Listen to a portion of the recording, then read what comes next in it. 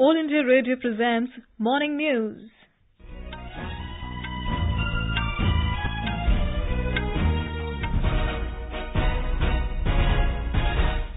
Good morning. I am Saira Mujtaba. The headlines.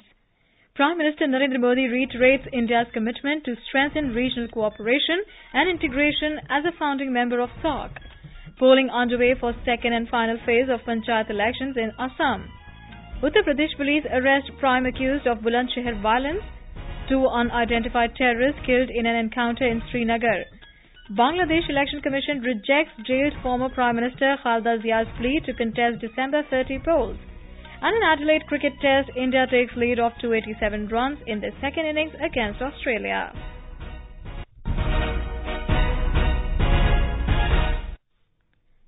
Prime Minister Narendra Modi has said India is committed to strengthening regional cooperation and integration as a founding member of the SAARC. In his message on the occasion of the 34th SAARC Charter Day, which was observed yesterday, Mr. Modi said the grouping has made progress in its journey of over 3 decades, but it has been below the region's full potential. Mr. Modi pointed out that terrorism remains the single largest threat to peace and stability in the region, and it is necessary to eliminate terrorism in all its forms. He stressed that an environment of peace and security is essential for regional cooperation to flourish and achieve economic development and prosperity. The Prime Minister said NDA government's initiatives are geared towards promoting people-to-people contact and connectivity in the region. He cited launch of South Asia Satellite and extension of India's national knowledge network to South Asian countries as some of the initiatives. Polling is underway for second and final phase of Panchayat elections in Assam. Voting begins at 7 this morning and will continue till 3 in the afternoon. Our correspondent reports that the BJP, Congress, Om Gana Parikhar, AIUDF, Bodoland People's Front and Left parties are contesting the elections. Polling has begun in 10 districts in Assam in the second phase to elect Anshalik Panchayat and Jila Parishad members, Gram Panchayat members and Gram Panchayat presidents. A total of 35,056 candidates are in the fray in this phase. 292 candidates are declared winners unopposed by the State Election Commission in the second phase. Counting of votes will be held on 12th of this month. Manas Pratim Sharma, AR News, Guwahati.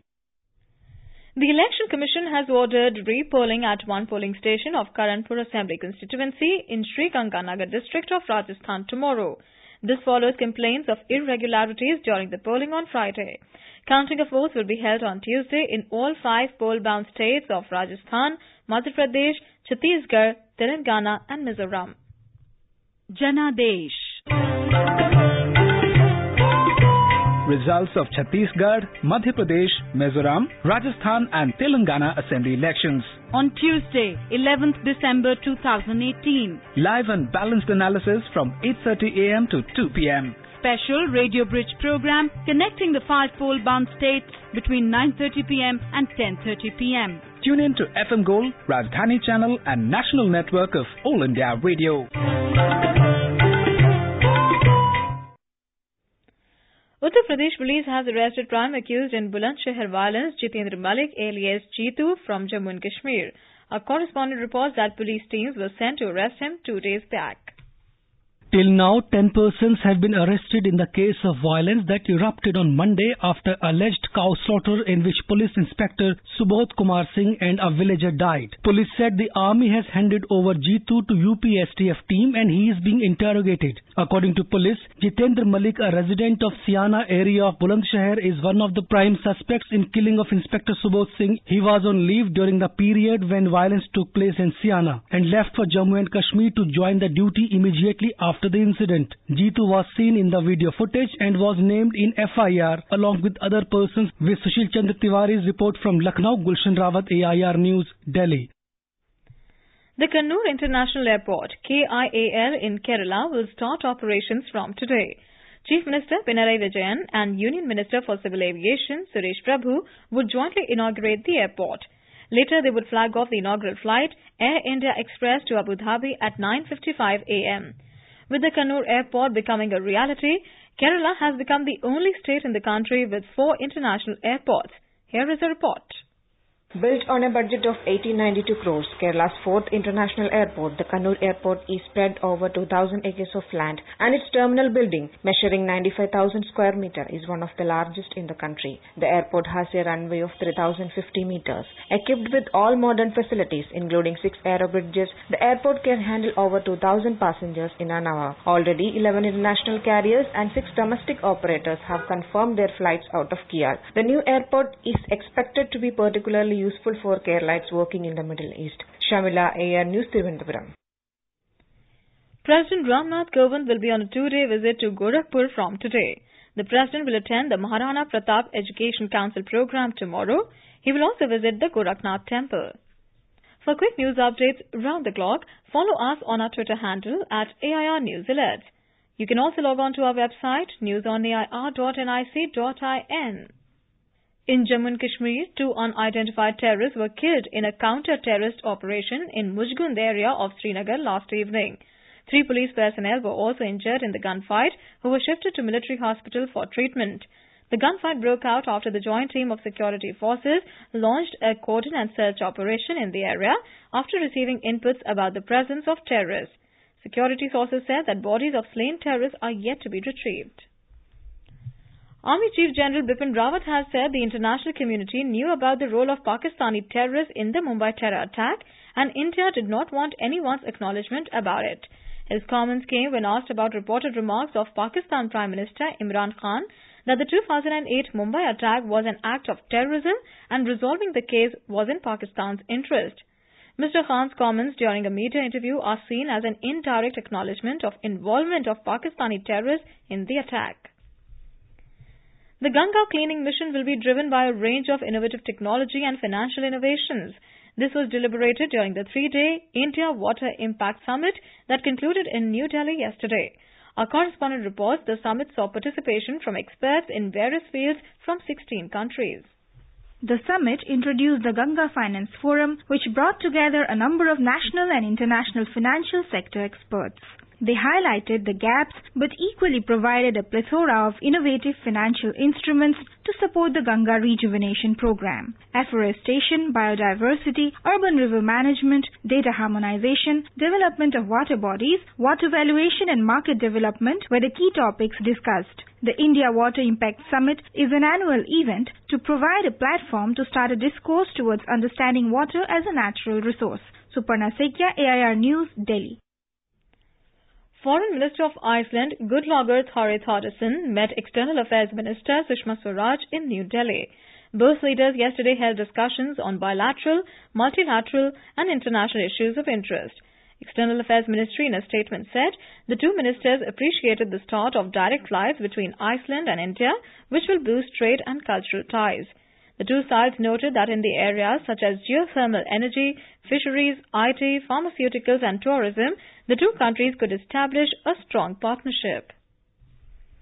In Bangladesh, the Election Commission has rejected jailed former Prime Minister Khaleda Zia's plea to contest December 30 polls. The poll body spokesperson said yesterday that the Commission rejected her petition by 4-1 votes. The Bangladesh High Court had earlier issued an order disqualifying 73-year-old leader. Zia is serving a 10-year prison term in 2 corruption cases. A total of 135 people have been injured after violence broke out between police and groups of masked youth in several French cities during protests against the fuel tax and high living costs. According to the Élysée Palace, the French President Emmanuel Macron will address the protesters tomorrow.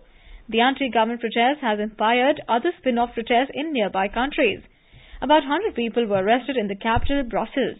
In the Netherlands, a protest was held outside Parliament. U.S. President Donald Trump has nominated Army Chief of Staff General Mark Milley as his next top military advisor. Milley, a 4-star general, has served in Iraq and Afghanistan. He would replace General Joseph Dunford as the next chairman of the Joint Chiefs of Staff. In the Men's Hockey World Cup, Malaysia will play Germany at 5 p.m. and the Netherlands will clash with Pakistan at 7 p.m. in Pool D matches at Bhubaneswar today. Yesterday, an impressive India thrashed Canada 5-1 to top Pool C and seal a direct berth in the quarterfinals. India were 284 for 6 in the second innings on the fourth day of opening cricket test against Australia in Adelaide when reports last came in. India lead by 299 for 4 wickets remaining. The visitors resumed their play with overnight score of 151 for 3. Nathan Lyon got rid of Chiteshwar Pujara for 71. Ajinkya Rahane completed his half-century with India's lead crossing the 250-run mark at lunch. Earlier, Pujara and Virat Kohli thwarted Australia in a diligent partnership to push India to a position of strength and a 166-run lead at stumps. Kohli became the fourth Indian batsman after Sachin Tendulkar, VVS Lakshman and Rahul Dravid to score 1,000-plus runs in Test cricket against Australia. Earlier, responding to India's first innings total of 250, Australia were all out for 235 to give the visitors a 15-run lead after rain delayed the start of proceedings. Mexico's Vanessa Ponce de Leon has won the title of Miss World 2018. Fallon's Nicolene was declared the runner-up. Former Miss World Manushi Chillar presented the crown to the new winner during the pageant, in which 118 contestants participated. India's Anukriti Vas failed to make a mark at the pageant as she could not even make it to the top 30. And now for an overview of today's newspapers, it's over to Abhishek Kumar. Thank you, Saira. Today's newspapers lead with different stories. In continuation with Friday's raids on the homes and offices of Vadra's associates in Delhi and Bengaluru in a money laundering case, Enforcement Directorate raided Jagdish Sharma's house. The DNA headlines, one more Vadra aide, Jagdish Sharma's residence raided. While the Sunday Pioneer says, Congress protests rad on Vadra aides, says scared Modi targeting opposition. All dailies have reported the arrest of an army soldier suspected of killing an inspector during Bulandshahar violence. The Asian Age riots, Army Jawan held over UP cop death. Axe falls on SSP. The Sunday Tribune says Bulandshahar SSP shifted for negligence. The Yellow Vest movement in Paris has also gained traction in the press. The Hindu riots, new wave of protests heads Paris, while the Hindustan Times says Paris turns yellow. The Sunday Business Standard quotes a World Bank report in its headline, India to retain top position in remittances, adding that the reason would be it being the top recipient of remittances this year, with its diaspora spending $80 billion back home. In some other stories, the DNA informs Miss Mexico Vanessa Ponce de Leon crowned Miss World. The DNA also writes Hillary Clinton in Udaipur for Ambani celebrations. Japan enacts controversial law to accept foreign workers, reports the Asian Age. Winter is here, weather set to turn chilly, foggy, headlines Hindustan Times. And finally, to throw some light on the moon's dark side, Change 4 is humanity's first probe to explore the far side of the moon. The Hindu says China's rover on mission to uncover moon's dark side. And with that, it's back to you, Sarah. Thank you, Abhishek. In some more news, Women and Child Development Minister Menaka Gandhi has asked for an inspection of all shelter homes in Odisha. The order came after a fortnight when an alleged sexual abuse of minor girls in an accommodation in Dhenkanal district came to light. In a letter to Chief Minister Naveen Patnaik, Ms. Gandhi said she strongly believes that the concerned authorities must assume moral responsibility for the incident and asked the Secretary, Women and Child Development Ministry to get an inquiry conducted in this regard. The minister said she also asked the National Commission for Protection of Child Rights to get all homes in the state inspected immediately. Tamil Nadu government has filed a petition in the Supreme Court seeking a full-time chairperson for the Kaveri Water Management Authority or CWMA. The authority has been formed following the final verdict of the Apex Court.